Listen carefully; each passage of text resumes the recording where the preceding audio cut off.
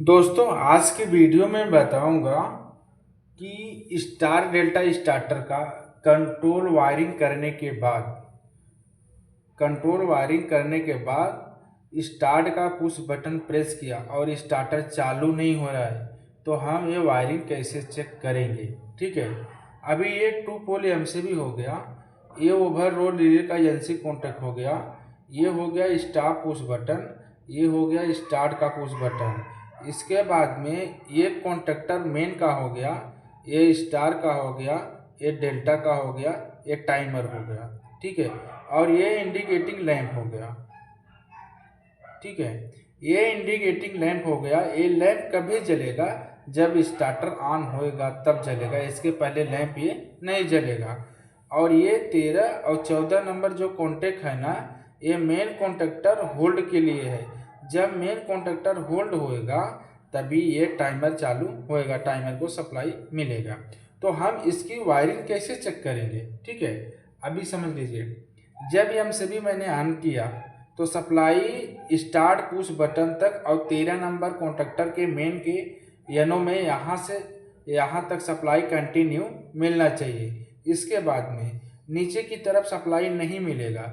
इसके लिए नहीं मिलेगा कि ये जो पुश बटन है स्टार्ट का, ये एनो रहेगा, ओपन रहेगा। ठीक है, ओपन का मतलब इनपुट तक सप्लाई रहेगा, आउटपुट का सप्लाई कभी देगा ये जब हम पुश बटन को प्रेस करेंगे तब। तो ये यहाँ से लेकर के यहाँ तक सप्लाई कंटिन्यू 13 नंबर तक और स्टार्ट पुश बटन के ऊपर की तरफ यहाँ तक सप्लाई कंटिन्यू मिलना चाहिए। इसके बाद इसके नीचे सप्लाई नहीं मिलेगा। इसके लिए नहीं मिलेगा, जब तक हम पुश बटन को प्रेस नहीं करेंगे तब तक सप्लाई नहीं मिलेगा। ठीक है, और इसके बाद में एक कॉन्टेक्टर का जो कॉइल है यहाँ पे सप्लाई चेक करना चाहिए।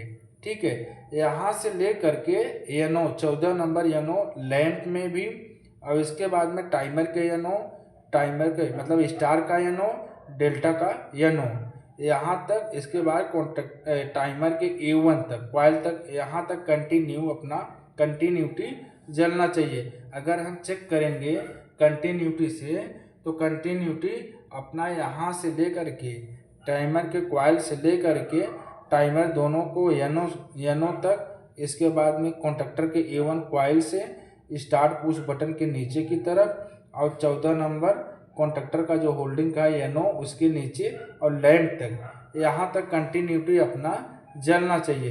क्योंकि जब हम वायरिंग को चेक करेंगे मल्टीमीटर या कंटिन्यूटी से चेक करेंगे। इसके बाद यहाँ से यहाँ सप्लाई नहीं मिलेगा, कंटिन्यूटी नहीं जलेगा, क्योंकि ये दोनों कॉन्टैक्ट यनो है, यनो के मतलब ओपन है। ठीक है, यहाँ पे कंटिन्यूटी नहीं जलेगा। तो क्या करना चाहिए कि K5 से लेकर के कॉन्टेक्टर के A1 तक, ठीक है, टाइमर के नीचे की तरफ से लेकर के और स्टार के कॉन्टेक्टर जो है वो कॉइल से यहाँ तक कंटिन्यूटी मिलना चाहिए स्टार में। इसके बाद डेल्टा में टाइमर के एनो से ले करके और कॉन्टेक्टर के A1 तक कंटिन्यूटी जलना चाहिए। अगर ये इसे चेक करेंगे, ठीक है, कंटिन्यूटी यहाँ तक जल रहा है तो समझ लीजिए उस बटन को जब हम स्टार्ट का प्रेस करेंगे तो ये स्टार्टर 100% अपना चालू हो जाएगा। ठीक है, इसमें देखो 13 14 ये मेन कॉन्टेक्टर का एनो कॉन्टेक्ट है और 21 और 22 नंबर ये तुम्हारा किसका है मालूम है, ये तुम्हारा डेल्टा का कॉन्टेक्ट है।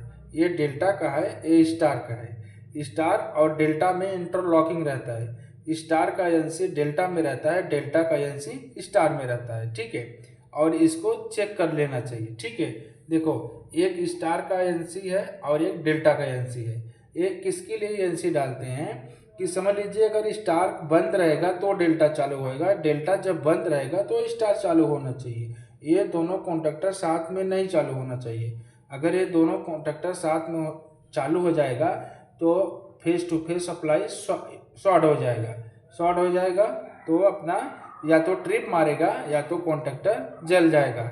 इसके लिए क्या करते हैं, इंटरलॉकिंग कर देते हैं। अगर स्टार बंद रहेगा तो डेल्टा चालू होएगा, जब डेल्टा बंद रहेगा तो स्टार चालू होता है। और मेन का इंटरलॉकिंग नहीं रहता है, क्योंकि मेन क्या है, मेन कॉन्टेक्टर कंटिन्यू जब ऑन रहेगा तो टाइमर को सप्लाई मिलेगा।